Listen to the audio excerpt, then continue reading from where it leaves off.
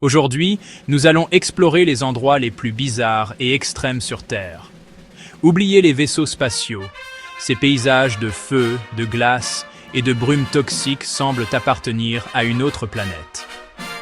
Pendant que nous rêvons de Mars et de lunes lointaines, la Terre cache ses propres mondes extraterrestres sous nos pieds. Ici, la vie s'adapte à l'inimaginable, remettant en question notre propre définition de ce que signifie survivre. Dans ce compte à rebours, nous allons plonger dans des chaudrons acides, traverser des déserts martiens, et nous promener à travers des forêts et des grottes qui défient l'imagination. Préparez-vous à découvrir les endroits les plus étranges du système solaire, ici même sur Terre. Commençons notre voyage. Notre premier arrêt est la dépression de Danakil, en Éthiopie, un endroit si extrême qu'on l'appelle le plus cruel sur Terre. Cette plaine engloutie, à plus de 100 mètres sous le niveau de la mer, est déchirée par 3 plaques tectoniques. Les températures dépassent les 50 degrés et le sol bout d'énergie volcanique. Le paysage est un déchaînement de couleurs jaunes, vertes et oranges nées du soufre, du sel et des minéraux, et non de la vie. Des gaz toxiques remplissent l'air et des bassins bouillonnent d'acide hypersalin capables de dissoudre le métal. Il semble impossible que la vie existe ici. Pourtant, des microbes extrémophiles prospèrent, se nourrissant de soufre et de fer par chimiosynthèse. Leur existence suggère comment la vie pourrait survivre sur d'autres mondes, comme Io, la lune volcanique de Jupiter. La Danakil est un laboratoire vivant pour les astrobiologistes, reflétant des environnements extraterrestres. La Terre est en constante évolution, de nouvelles fissures s'ouvrent, des sculptures minérales se forment, et le sol siffle d'une puissance cachée. Le peuple Afar s'est adapté à ce monde hostile, extrayant le sel et conduisant des caravanes de chameaux à travers les plaines brûlantes. Leur survie est aussi remarquable que celle des microbes, montrant la résilience humaine face aux extrêmes de la nature. Ici, le ciel semble étranger, l'air a un goût métallique, et le sol fume sous vos pieds. C'est un endroit où la Terre semble totalement méconnaissable. La dépression de Danakil est à la fois mortelle et magnifique, une vision de ce que nous pourrions trouver sur Vénus ou Io. Mais elle est juste ici, sur notre propre planète. C'est un puissant rappel. Vous n'avez pas besoin d'un vaisseau spatial pour visiter un monde étranger. Ici, la vie et la mort, la création et la destruction coexistent. La Danakil est un témoignage de la résilience de la vie et de la puissance brute de notre planète. C'est un endroit qui remet en question tout ce que nous pensions savoir sur la Terre. C'est ici que notre compte à rebours commence. Un véritable aperçu de l'enfer sur Terre. Oseriez-vous visiter? Passons maintenant à un monde de glace. Prochain arrêt, la frontière martienne de l'Antarctique. Le voyage continue. Maintenant, nous voyageons en Antarctique. Non pas vers une glace infinie, mais vers les vallées sèches de McMurdo, la plus grande région libre de glace du continent. Ici, les vents catabatiques féroces emportent toute humidité, créant un désert polaire qui n'a pas vu de pluie depuis 2 millions d'années.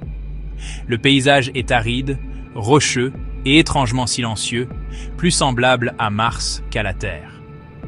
La NASA utilise cet endroit pour tester les rovers martiens et entraîner les astronautes, car les conditions sont les plus proches de la planète rouge que l'on puisse trouver sur Terre. Le sol des vallées est sec, presque sans vie, et bombardé par les radiations ultraviolettes.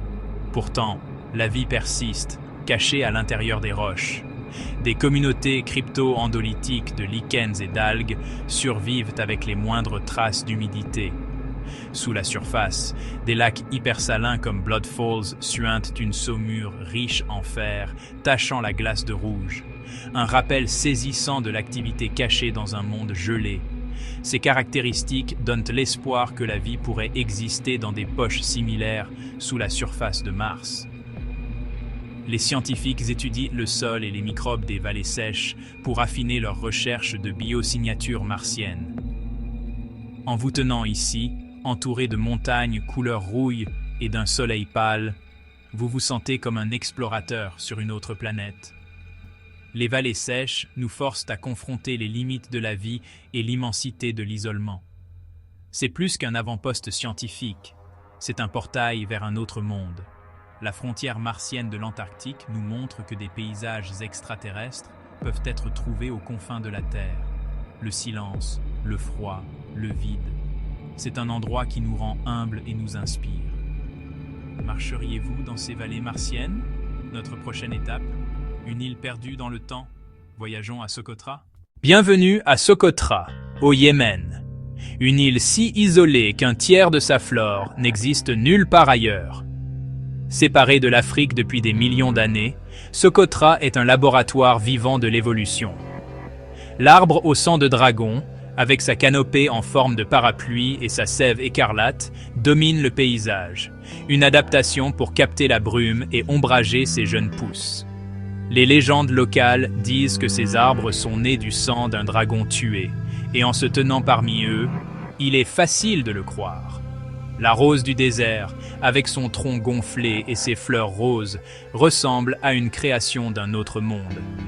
Les reptiles et les oiseaux de Socotra sont tout aussi uniques, parfaitement adaptés à leur niche.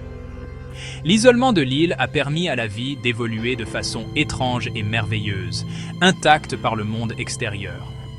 Le paysage est un mélange de plages de sable blanc, d'eau turquoise, de canyons profonds et de montagnes de granit, chaque habitat abritant ses propres espèces bizarres.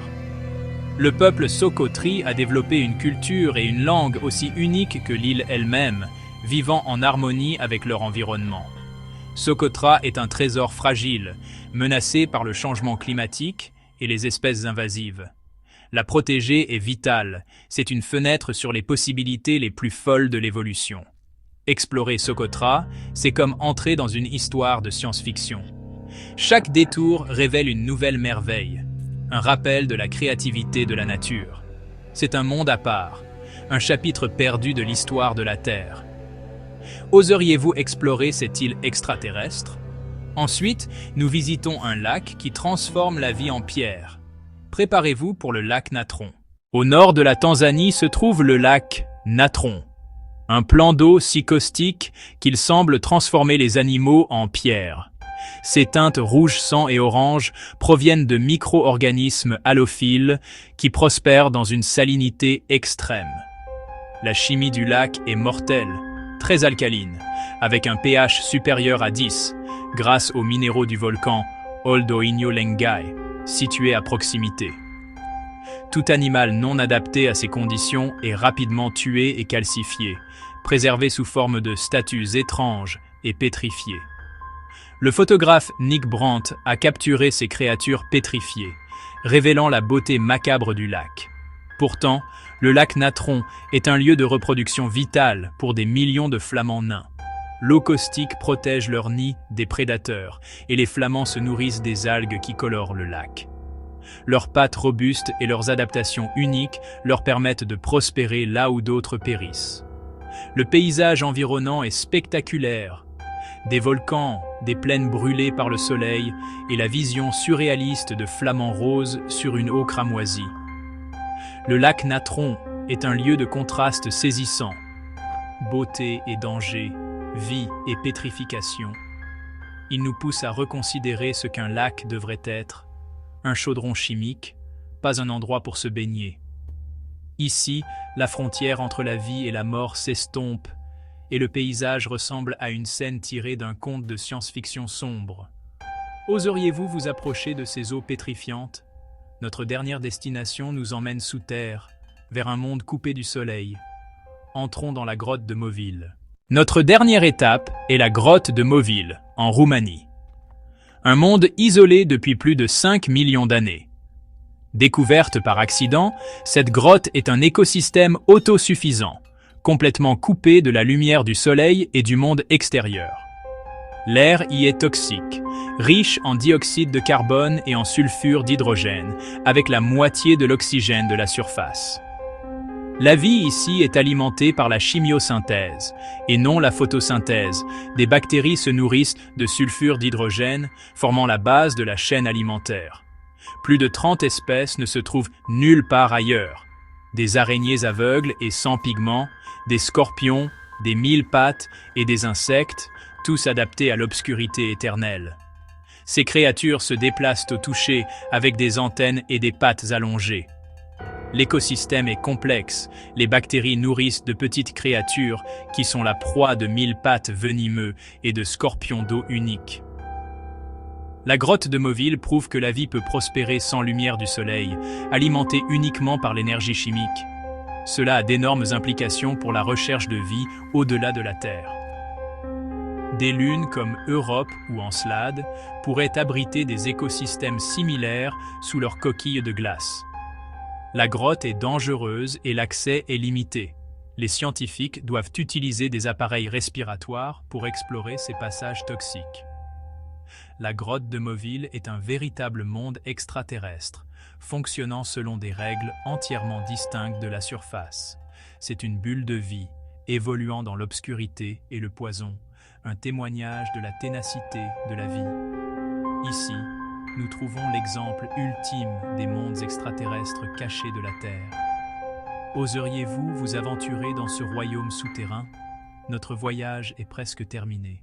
Nous avons traversé des bassins d'acide bouillant, des vallées martiennes, des îles perdues, des lacs pétrifiants et une grotte coupée du soleil. Ces lieux brouillent la frontière entre le terrestre et l'extraterrestre, démontrant l'incroyable pouvoir d'adaptation de la vie. Ce ne sont là que quelques-uns des paysages les plus étranges de notre planète. D'innombrables autres attendent d'être découverts. L'exploration ne signifie pas toujours regarder les étoiles. Parfois, les mondes les plus étranges sont ici même, chez nous. Lequel de ces lieux trouvez-vous le plus étrange? Dites-le moi dans les commentaires. Si vous avez aimé ce voyage, abonnez-vous pour plus d'aventures dans les lieux les plus étranges de la Terre. Il y a toujours plus à découvrir. Jusqu'à la prochaine fois, continuez d'explorer.